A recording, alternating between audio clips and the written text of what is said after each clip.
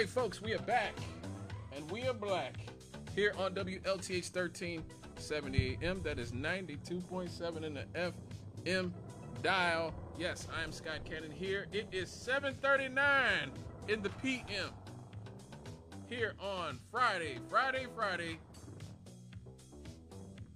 May the 15th, 2026. The future is here. The future is now. And one of the biggest problems that it looks like we're facing in the future and will be facing in the coming years is the explosion in cancer that we have seen over the last decade or so, particularly in young people, especially in young people. And as we have an aging population, it figures to be an even bigger issue. What if I told you that many, many years ago, our government had done research into possible treatments and, maybe even a cure for cancer that had been suppressed for many, many years? Well, that is what some are saying. I saw this in the UK Daily Mail. I think everybody should read this article. It's a great article from the Daily Mail. The CIA faces furious backlash after hidden document with potential cure for cancer is declassified after 60 years. A newly surfaced CIA document suggests that U.S. intelligence once reviewed research that hinted at a possible cancer treatment more than 60 years ago. This document was actually produced in February of 1951 and was declassified in 2014. It actually summarizes a Soviet Union scientific paper that examined striking similarities between parasitic worms and cancerous tumors. The report describes how researchers believed both organisms thrived under nearly identical metabolic conditions and accumulated large reserves of glycogen, which is a form of stored energy. The research also highlighted experiments that showed that certain chemical compounds were capable of targeting both parasitic infections and malignant tumors. One drug, Miracil D, was reportedly effective against Biliaria parasites as well as cancerous growths, hinting that treatments developed for parasites might also block tumors. Other compounds were found to interfere with nucleic acid production, a process essential for the uncontrolled growth of cancer cells. Experiments on mice even showed that tumor tissues reacted differently to certain chemicals than normal tissues, furthering reinforcing the perceived biochemical overlap between parasites and cancers. Now, although this document was declassified more than a decade ago, it has recently resurfaced online, fueling outrage among some Americans who say that it raises troubling questions about why Cold War research hinting at possible cancer treatments sat in intelligence archives for decades. This sort of takes me back to Chris Rock. What did Chris Rock say? The money ain't in the cure. The money's in the medicine. So they had this for decades. However, the document itself does not explicitly say that cancer is caused by parasites, only that the Soviet study noted biochemical similarities between tumors and parasitic worms, observed that some compounds affected both in experiments. So this could have been used to develop a whole new segment of treatments. Like this research could have, they could have found something that could have, gotten us closer to finally ridding ourselves of the scourge of cancer a lot earlier, but it sat basically in purgatory, in CIA purgatory up until 2014.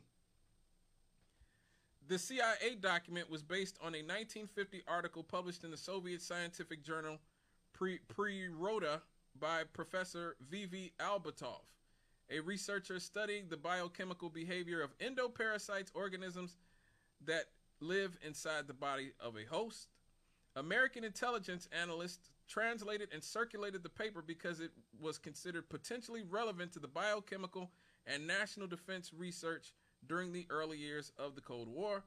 According to Soviet research summarized in the report, one of the most striking similarities between parasitic worms and cancer cells was their metabolism, or as my man say, metabolism. Parasitic worms that inhabit the human intestine rely heavily on anaerobic metabolism, meaning they generate energy without requiring large amounts of oxygen. Tumor cells appear to behave in a comparable way, often relying on altered metabolic pathways that allow them to survive in oxygen-poor environments inside the body. Both parasites and tumors were also observed to accumulate large stores of glycogen, a molecule used by cells as an energy reserve. This buildup suggested that both types of tissue might operate under unusual metabolic conditions compared with healthy cells.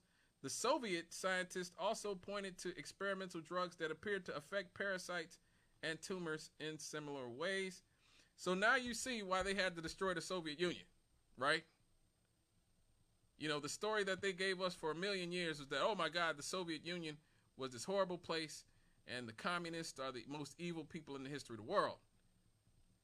But I always have to remind people, you know, Russia between 1917 and like 1947 or something went from a peasant country that only had like a 20% literacy rate to the second most powerful country in the world in 30 years.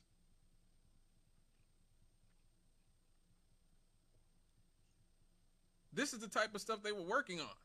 This is the type of stuff that China's working on currently.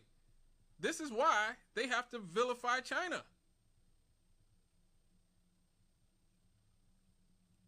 Trump was just sitting down with Xi Jinping in China a few days ago, and Fox News and everybody went to China, and they were just shocked. Oh my God, I can't believe the Chinese have all this, and this. We don't have this. We don't have these robots that can take our order and do all. They are shocked looking at how cheap and effective and efficient Chinese vehicles are, how their cities are beautiful, they're gorgeous. Cities that look like Detroit 30 years ago now look like paradise. This is why they have to suppress what's coming out of non-capitalist countries. This is what the Cold War was about, folks.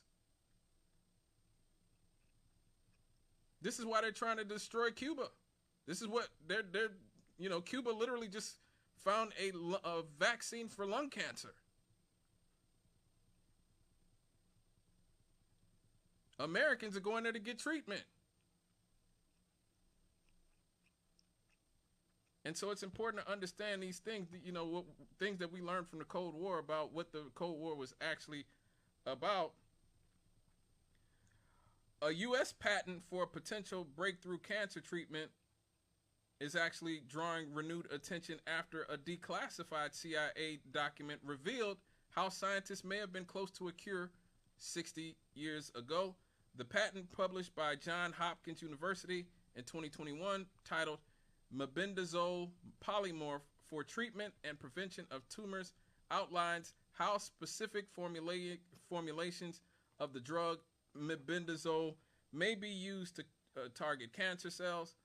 Mebendazole has been used safely for more than 4 decades to treat parasitic worm infections in humans, but researchers have increasingly investigated whether the drug could help fight certain cancers, including aggressive brain tumors.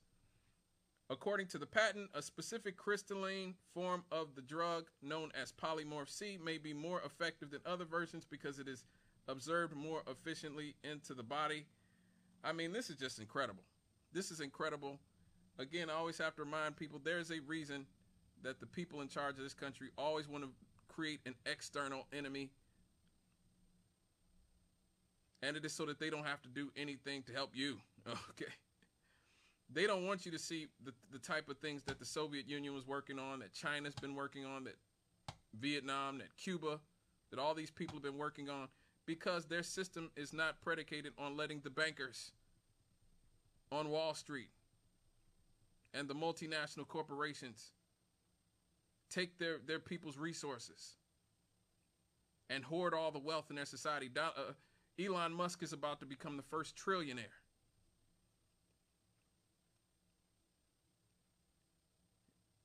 You already saw in the first 2 blocks of the show how the Trump administration is making billions and billions of dollars off of corrupt business dealings.